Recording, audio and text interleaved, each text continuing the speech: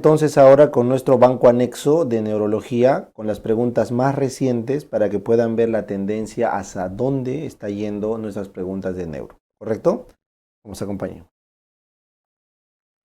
Entonces arrancamos acá. De las células de la neuroglía, correcto, la neuroglía tienes a la macroglía y a la microglía, ¿ya? En la macroglía está el astrocito, oligodendrocito, célula ependimaria, ¿correcto? Me dice la que tiene función de sostén y participan en el control de la composición iónica y molecular, ese es el astrocito. Que tenemos el protoplasmático y el astrocito fibroso. Este de acá es metabólico y este de acá es de sostén. Entonces la clave que queda marcar, ependimaria no es, porque esa es la que forma el líquido cefalorraquídeo. Schwann es mielina en el sistema nervioso periférico. Microglía son los macrófagos residentes. Oligodendrocito es mielina en el sistema nervioso central. Entonces te queda astrocito. Fácil. Un síntoma del COVID es la pérdida del sabor. La causa más probable es que los receptores del sabor no interactúen con las moléculas del olor. Por ello, los estímulos no serían transportados al sistema nervioso central para su percepción. ¿Qué célula poseen dichos receptores? Entonces no se olviden, para la lengua, ¿no es cierto? Las papilas gustativas, ahí las tiene, que adentro están los botones o yemas gustativas, tienen unas células que captan el sabor que se conocen como células neuroepiteliales, ¿ya? Porque es un epitelio que se ha transformado para percibir el sabor. Y también en la mucosa nasal olfatoria tenemos también células neuroepiteliales especializadas en captar olor. Entonces la clave correcta es la neuroepitelio, ¿ya? No son neuroblastos, no son stem cell ni mioblastos, ¿ya? Estaba fácil también, la clave es la A. Recuerden que estas células neuroepiteliales del olfato son las únicas que se ha visto que se pueden regenerar. ¿Ya? Bien. Varón de 45 con infección urinaria, por lo que recibe cipro. Este antibiótico forma un compuesto estable con la citocromo P450, o sea, la ciprofloxacino se une a la citocromo P450 hepática. El paciente suele tomar 2 tazas de café diarias y nota que ha aumentado sus efectos estimulantes, por lo que ha reducido su consumo. Entonces, el paciente tomaba café y el café también se metaboliza por la citocromo, pero dice que ahora tiene más efecto del café. Eso quiere decir que la citocromo está bajando su efecto metabolizador porque probablemente el ciprofloxacino lo está inhibiendo. El ciprofloxacino es un inhibidor de la citocromo. Entonces, ¿qué puede indicar de la cafeína? Que disminuye su concentración por la ciprofloxacina. No, pues porque si está aumentando los efectos, es porque aumenta la concentración por culpa de la ciprofloxacina. Entonces, no es esto. La cafeína es inhibidora de la cipro, tampoco, no tiene lógica. La cafeína no es inhibidora de la P450, la cipro es inhibidora. La cafeína es metabolizada por la P450 y por lo tanto se ve afectada cuando el ciprofloxacino inhibe al P450. Ya, este estaba un poquito difícil porque había que hacer un juego lógico de interacción con la citocromo. No es una pregunta de neuro como tal, simplemente es una pregunta de fármaco. Bueno, me lo han puesto acá y acá la tenemos claveada. La clave es la D. Niño de 3 es llevado a consulta porque presenta inestabilidad para la marcha. Entonces recuerden, cuando hablamos de inestabilidad para la marcha o ataxia, la clínica está o en el cerebelo o en los cordones posteriores de la médula. ¿Está bien? Dice que desde que comenzó a caminar. Madre refiere que pensó que mejoraría con el tiempo, por eso no acudió antes. Usted solicitó una tomografía y se evidencia hipoplasia del cerebelo. Ya me confirma que el problema es central, cerebeloso. ¿Qué vesícula encefálica se afectó? Entonces recuerden, cuando se forma el cerebro, correcto, tenemos el prosencéfalo, mesencéfalo y el rombencéfalo, ¿correcto? Entonces el prosencéfalo de adelante, el mesencéfalo al medio y el rombencéfalo, ¿ya? Luego este prosencéfalo se va a dividir en telencéfalo, que es la corteza cerebral, y en el diencéfalo, que viene a ser la parte del tálamo, subtálamo, hipotálamo, epitálamo, toda la parte diencéfalo. El mesencéfalo sigue como tal, mesencéfalo no cambia, es la parte media, y el rombencéfalo se divide en metencéfalo y mielencéfalo. El mielencéfalo se vuelve bulbo raquídeo, este de acá es bulbo raquídeo, y el metencéfalo a su vez se vuelve cerebelo y puente. Pues en este caso la clave que nos queda marcar es metencéfalo. Metencéfalo. Una pregunta fácil, pero para los que han estudiado embriología. Varón de 40 que acude a emergencia porque súbitamente tiene dificultad para elevar el párpado derecho. Recuerden que en los ojos el que eleva el párpado es el tercer par craneal con el músculo elevador del párpado. Por lo tanto tiene ptosis palpebral derecha. Además, tiene la pupila dilatada. Recuerden que el tercer par se encarga de la miosis porque tiene el estímulo parasimpático. Entonces, si está alterado, no levanto el párpado y también dilato la pupila, no hay miosis. Y no reactiva porque no se olviden que el tercer par está implicado en el reflejo fotomotor. Finalmente, el tercer par se encarga de llevar el ojo hacia adentro, inclusive hacia arriba, ¿ya? Esos son concretamente estas son las posiciones a las que lleva, hacia adentro arriba y hacia adentro abajo. ¿Ya? Es básicamente su angulación de movimiento. Obviamente ayudado por el oblicuo mayor. Entonces me dice, la mirada está abducida, o sea, está yéndose para afuera. Eso es porque el sexto está jalando. Y descendida, eso es porque el cuarto está jalando. Cuando se va para abajo es el cuarto par, cuando se va para afuera es el sexto. Entonces el que lo lleva para arriba y adentro es el tercero. Por lo tanto, lo que está fallando acá es el tercer par. Una pregunta muy fácil, porque había simplemente que saber cualquiera de las tres funciones del tercer par craneal. O bien elevador del párpado, o bien encargado de la miosis, o bien encargado de llevar el ojo hacia adentro y hacia arriba. ¿Ya? Bien, ¿a qué enfermedad corresponde una cefalea unilateral? Cefalea unilateral va con migraña o con cefalea de Horton. Esas son unilaterales, porque la tensional es bilateral. Intensa, esas puede ser migraña o Horton. Con sensación de latido, no, si es pulsátil es migraña, porque Horton es dolor neuropático, como que estarían arrancándole el ojo. Que empeora con la actividad física, eso también es migraña. Y que va con fonofobia, sonofobia, náuseas y vómitos, eso es migraña. Entonces, una migraña común, y si tuviera aura, sería migraña clásica. En este caso, la pregunta estaba muy fácil, migraña común. Recuerden que para la neuralgia del trigémino tiene que haber una zona gatillo y el dolor tiene que ser neuropático como una descarga eléctrica. Para cefalea en racimos o en brotes tiene que haber clínica de lagrimeo, rinorrea, anhidrosis, etcétera, que es clínica autonómica. Para hemorragia subaracnoidea tiene que haber pérdida de conciencia y para arteritis de la temporal tiene que haber claudicación mandibular, ceguera y usualmente es en ancianos. ¿Ya? Entonces la clave correcta es la E. Una mujer de 29 que desde hace 9 meses tiene cefalea recurrente semanal que le dura 2 a 6 horas. Pues nuevamente, mujer con mucho tiempo de cefalea de varios minutos de duración, nos vamos a migraña. Me dice que semeja a la presión, y también puede ser tensional por si acaso, tensional o migraña. Horton es más raro que de mujeres. Me dice, semeja a una presión en venda apretada alrededor de la cabeza. La tensional es una sensación de opresión en vincha. ¿Qué cede con AINES? Entonces debe ser una cefalea tensional. Y me dice que sus músculos cervicales están contracturados. Claramente es una cefalea tensional, muy sencilla la pregunta, recontra fácil de marcar. ¿Ya? La clave correcta es la A. Muy bien. Lactante de 9 meses, ya, es traído a emergencia después de que presenta convulsión tónico-clónica de 20 minutos. La madre refiere que constató fiebre unos minutos antes de la convulsión.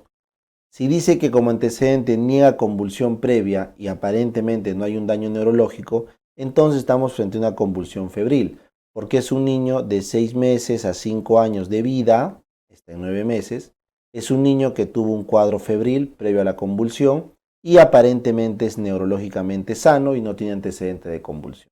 Entonces la pregunta ¿es una convulsión febril simple o compleja? Entonces te pregunto, ¿cuánto dura? Más de 15 minutos, ¿correcto? Está letárgico, o sea, hay un fenómeno posictal. Y tiene hemiparesia derecha, o sea, hay un doble fenómeno posictal. Entonces, caballero, este niño, a pesar, perdón acá, a pesar de que es tónico-clónica generalizada, que eso es de la simple, como dura más de 15 minutos y tiene fenómeno posictal, por eso se vuelve compleja. Es una convulsión febril compleja, ¿ya? Por el tiempo y porque tiene fenómeno posictal. Lo único que tiene de simple sería que sea tónico-clónica generalizada, pero recuerden que para que sea simple tiene que ser tónico-clónica generalizada menor a 15 minutos sin fenómeno posictal. ¿Ya? Bien. Vamos acá, un varón de 58 años es llevado por su hijo porque presenta hace 7 meses conductas inadecuadas como euforia, irritable, se orina, se desnuda en la sala y está descuidado su aspecto personal. Tiene problemas de memoria y no puede concentrarse ni toma decisión. ¿Dónde está este síndrome localizado? Entonces recuerden, el temporal tiene que ver con el lenguaje, tiene que ver con la memoria, tiene que ver con la audición. ¿Tiene algún problema de lenguaje? No. ¿Un problema de memoria? Sí, tiene uno, acá está. ¿Y auditivo? No. El parietal tiene que ver con la sensibilidad y tiene que ver con las praxias. Aprender a hacer movimientos complejos, praxias. ¿Tiene algo que ver con sensibilidad? No. ¿Con las praxias? Tampoco. El prefrontal, en cambio, tiene que ver con la voluntad, con el aprendizaje, con la memoria a corto plazo, con el lenguaje también. Tiene que ver con la inhibición o control social. Tiene que ver con la voluntad, bueno, ya eso ya les dije. Tiene que ver con la toma de decisiones. Entonces, claramente lo que tiene es un problema. Y también tiene que ver con la parte afectiva, en la parte órbito frontal. Entonces tiene problema afectivo, de inhibición social, tiene problemas de memoria, de concentración, de toma de decisiones. Es un síndrome prefrontal. Esto se llama demencia de Pick. Demencia de Pick. ¿Ya? Y el occipital tiene que ver con la visión. Con la visión. ¿Ya? Muy bien, ese estaba fácil también. Varón de 76 años. Ya.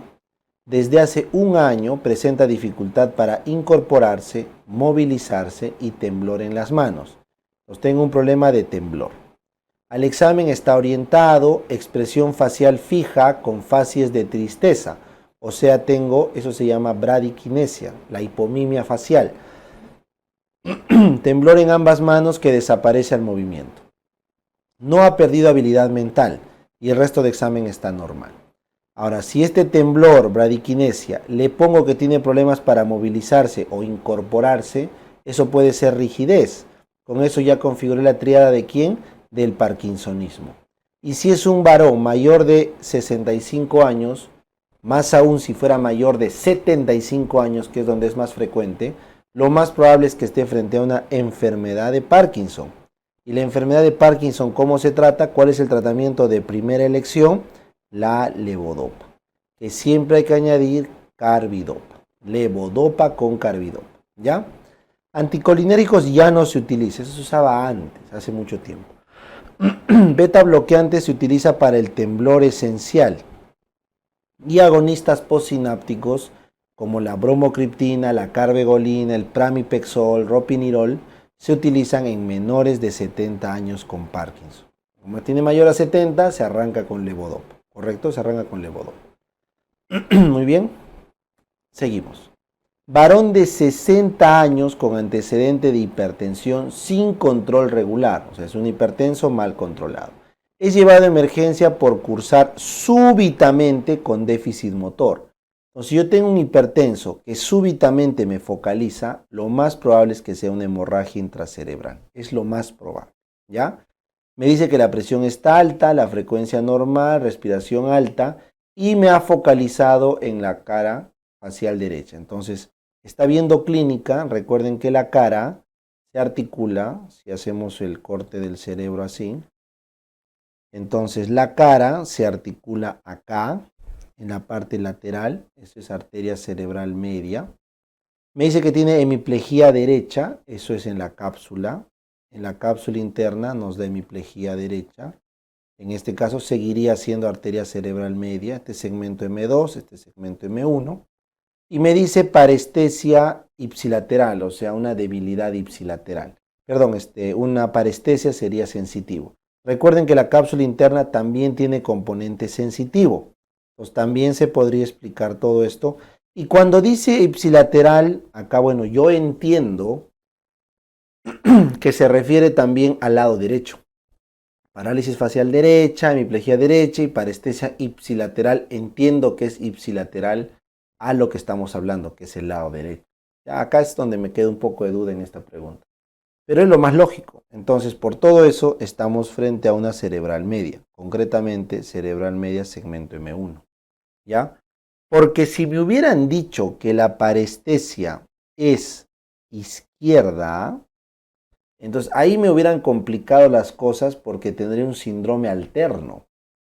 Hemiplegia de un lado y parestesia del otro, con parálisis facial, podría orientarme a algún síndrome laterovulvar medio complejo, pero no es el caso porque la hemiplegia no se presenta en el síndrome laterovulvar, así que no podrías marcar cerebelo inferior y tendría que ser una clínica pontina.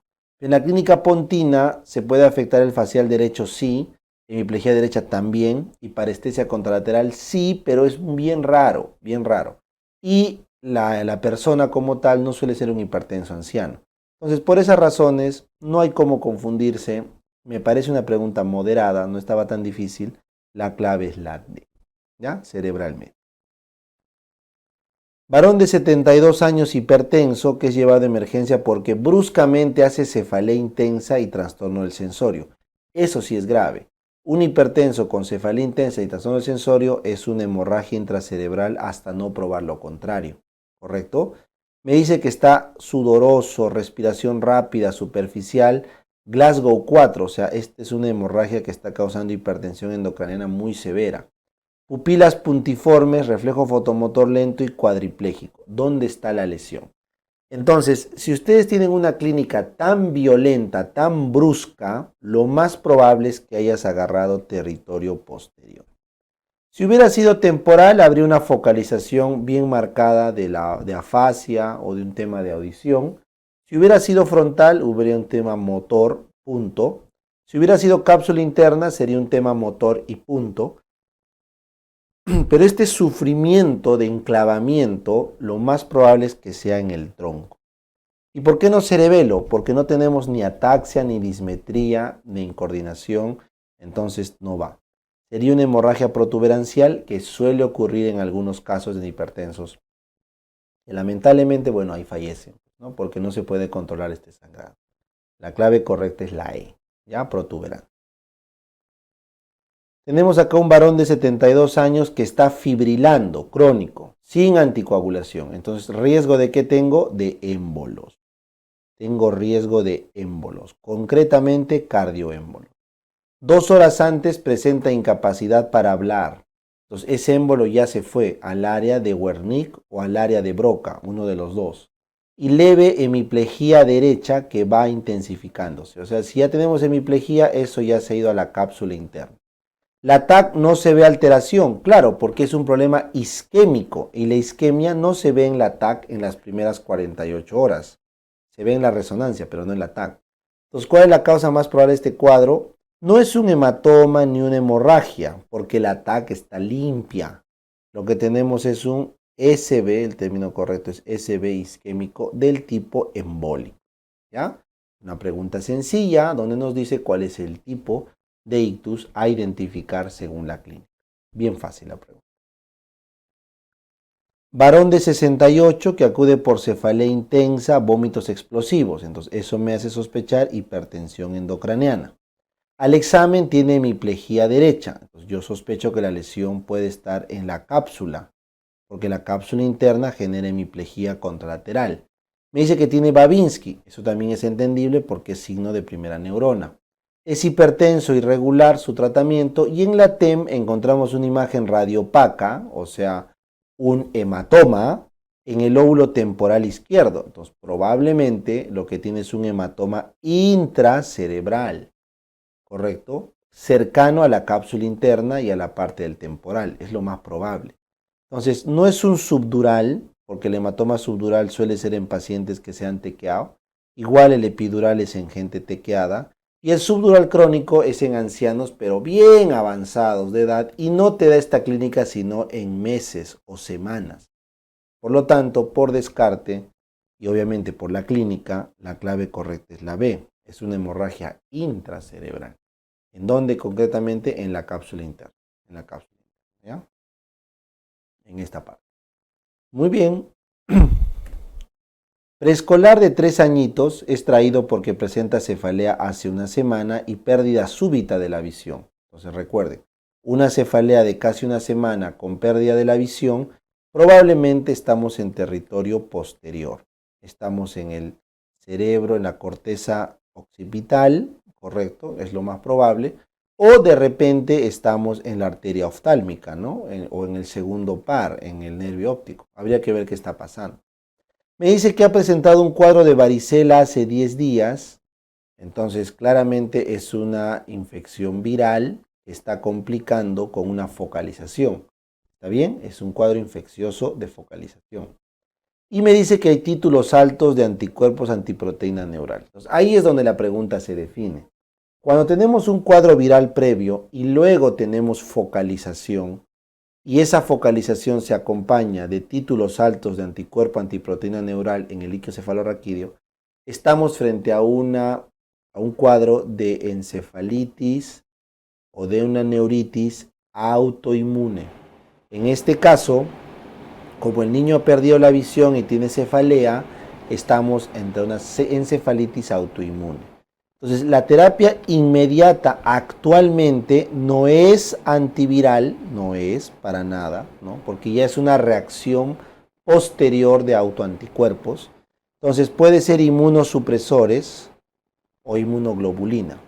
De todos estos, no se da corticoides orales, se puede dar corticoides endovenosos para pulsar, pero se ha visto que es mejor la terapia inmunoglobulina. La terapia con inmunoglobulina G para bloquear a estos anticuerpos, esos anticuerpos antiproteína neural, para bloquear esos anticuerpos utilizamos inmunoglobulinas. Así que por favor, la clave correcta es la D. Esta es una pregunta nueva, nunca ha venido encefalitis autoinmune históricamente en todo el banco. Esta es la única pregunta que siempre les digo que podemos considerar como nueva, novedosa en cuanto a nuestro banco de preguntas. El resto de preguntas de neuro, todas están en el banco histórico en alguna parte. ¿Ya? Así que, ya saben, encefalitis autoinmune, tema nuevo. Siempre neuro tiene una pregunta por año que es nueva, ¿ya? Que es nueva o que relativamente su planteamiento es nuevo. En este caso, esta pregunta fue nueva después de muchos años completamente. No hay ninguna pregunta que se parezca a esta en absoluto. ¿Ya? ¿Qué antagonista del receptor H1 de histamina es del tipo alquilamida y tiene leve actividad anticolinérgica y pone sedación a dosis usual? La pregunta no es de neuro, es de fármaco, pero me la pasan porque, bueno, habla de sedación y de repente anticolinérgico. Entonces recuerden, el receptor de histamina que tiene sedación son los de primera generación, los que se van y atraviesan la barrera hematoencefálica. Entonces tienes que descartar cetiricina. ¿Correcto? De lejos tienes que descartar. Lo siguiente, la ciproheptadina no es un antagonista H1 que genere sedación. Al contrario, es orexígeno. Entonces, estos también lo hubieras descartado. Te quedabas con estos tres. Entonces, ya básicamente por cultura médica tenías que decir, oye, ¿quién seda? La clorfeniramina. Bueno, esa seda. Y marcabas la D. Porque la fenoxifenamida y la difenhidramida no son alquilamidas, son antagonistas H1, no son alquilamidas y tampoco tienen un efecto sedativo a dosis usual. Entonces, esta pregunta Es una pregunta difícil desde el punto de vista conceptual, pero si tú tienes un poco de sentido común, al toque te das cuenta, oye, ¿verdad? ¿Cuál es el antihistamínico que te hace dormir? La clorfeniramina, ¿ve? Claro, entonces ese debe ser el que tiene sedación leve. Era como que una pregunta que se sacaba por sentido común, ¿ya? Porque como alquilamida, ahí sí estaba difícil, ahí sí estaba difícil. Porque difenhidramina, fenoxifenamida son etinolaminas, la ciprofloxacina es piperacina, o sea, no va por el grupo, va por el efecto sedante. ¿Cuál es el tratamiento empírico inicial que le darías a una meningitis bacteriana en lactantes o en niños inmunocompetentes? Entonces recuerda, siempre hay que cubrir neumococo.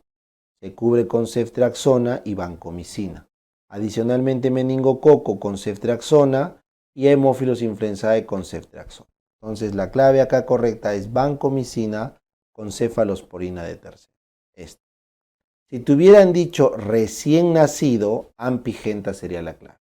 Pero como te han dicho lactante, vancomicina con cefalosporina de tercera y concretamente en los lactantes menores no se prefiere ceftriaxona, se prefiere cefotaxima o otra céfalo de tercera. Por eso es que te ponen acá céfalo de tercera y no te ponen ceftriaxona como tal. ¿Ya? Bien, pregunta fácil. Con el siguiente resultado de líquido cefalorraquídeo de glucosa muy baja, recuerden que la glucosa normalmente es 65-85% de la glicemia. Si está entre 45 y 65 es una bacteria atípica.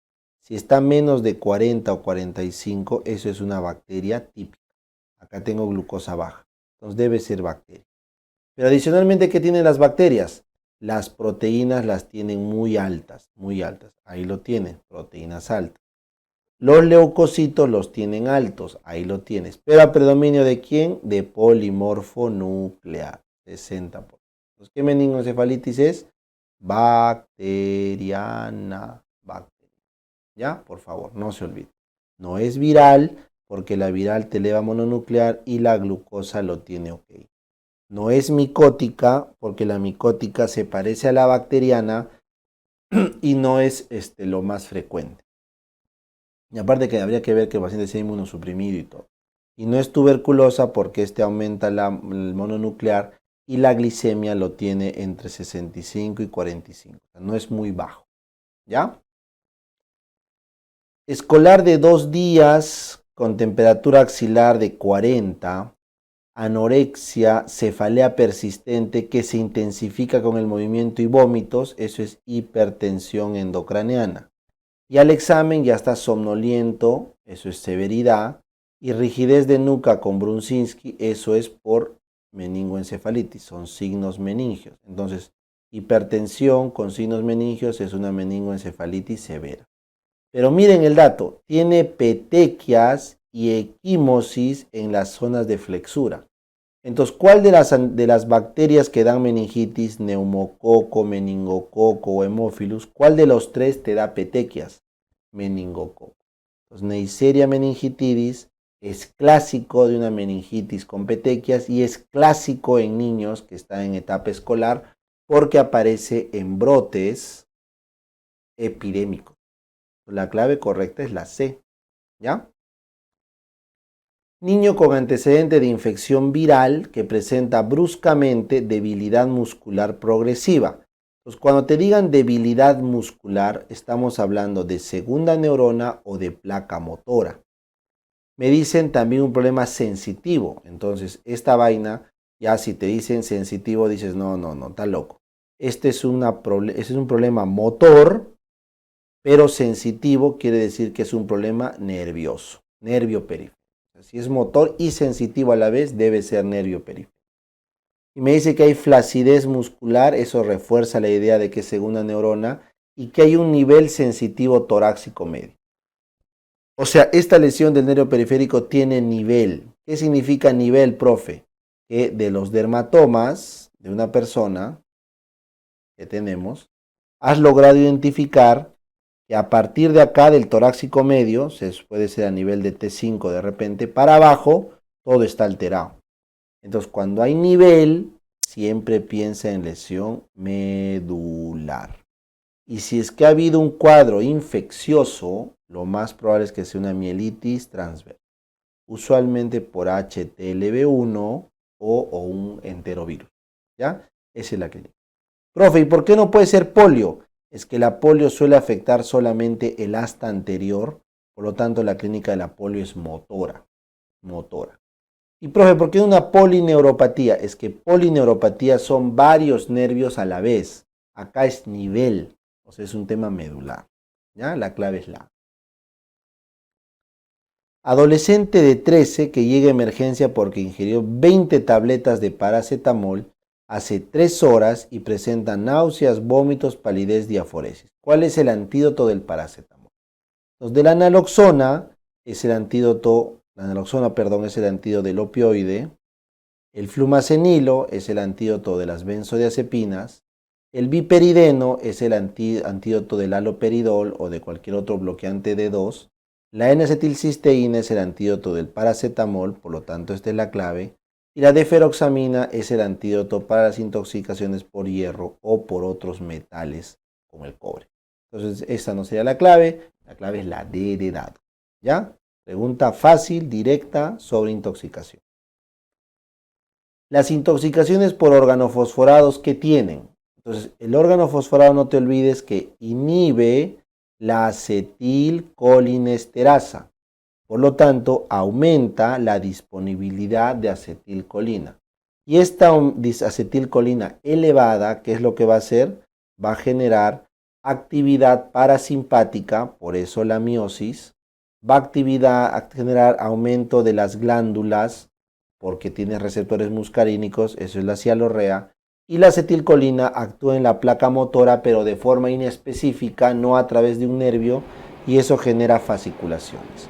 Entonces, por todo eso, tenemos miosis, cialorrea, fasciculación, como la tríada de la acetilcolina. Profe, ¿y constipación quién da? Los opioides. Hipertermia, los fármacos antidopaminérgicos. Hipertensión, dilatación pupilar, la cocaína. Ojo seco, eso puede ser la atropina. Midriasis, cocaína. Hipotensión, benzodiazepinas. Cianosis, bueno, pues cualquiera que baje la frecuencia respiratoria. Niña de 4, que luego de estar jugando en la chacra, presenta vómitos, dolor abdominal tipo cólico, debilidad muscular, trastorno del sensorio. Entonces probablemente ha sufrido una intoxicación. Y aparece la triada, miosis, ahí va uno.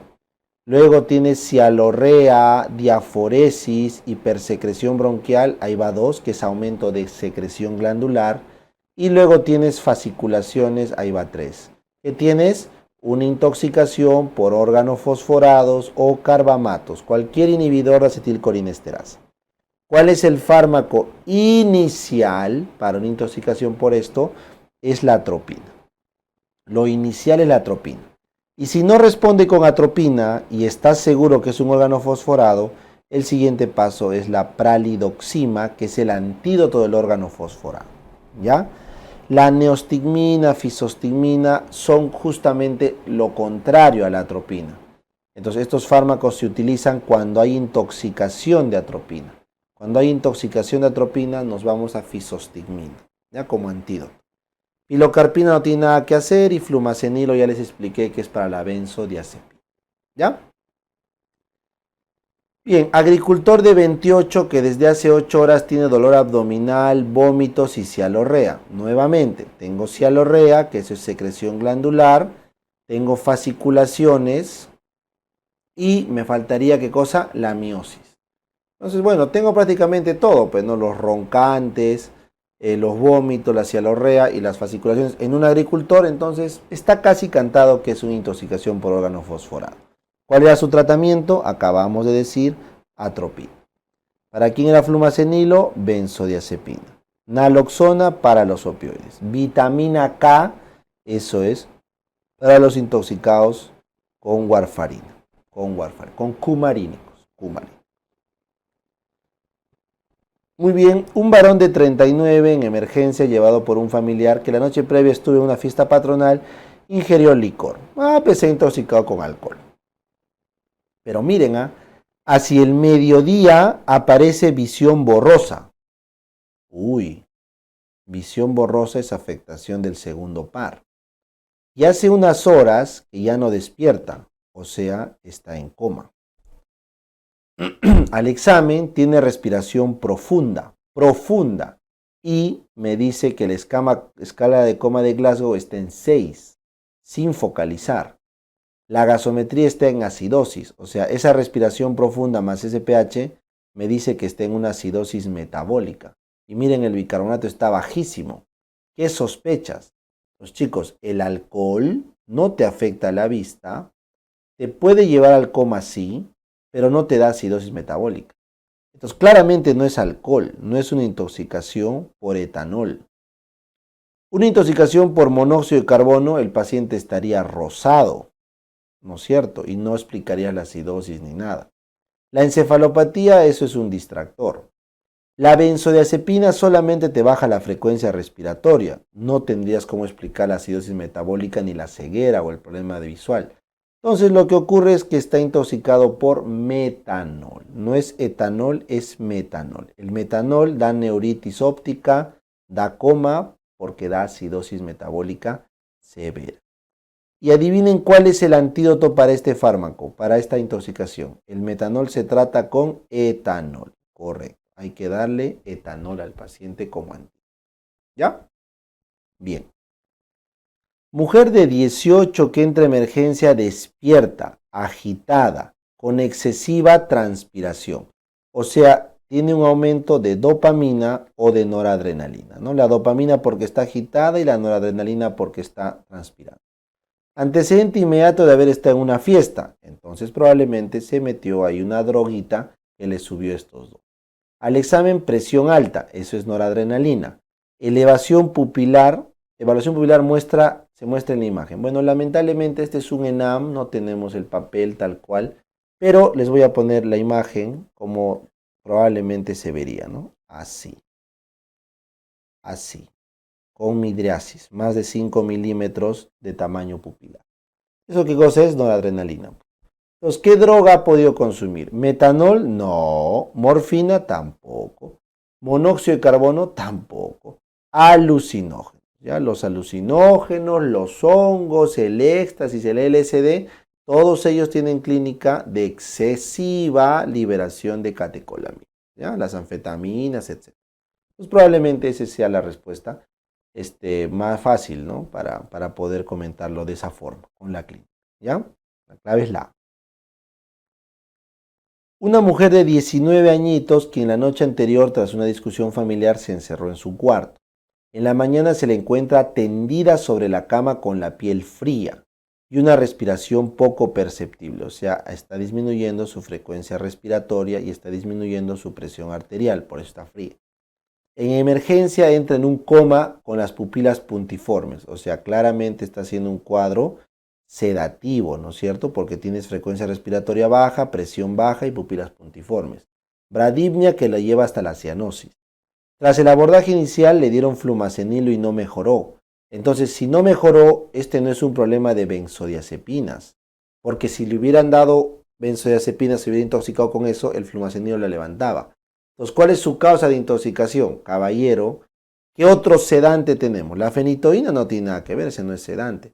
Carbamatos no tienes la triada, fasciculación, cialorrea, miosis. Solo tienes la miosis. Benzodiazepinas ya dijimos que no responde a flumacenilo. Entonces me queda barbitúrico. El barbitúrico también es un sedante que da disminución de frecuencia respiratoria, hipotensión y da miosis.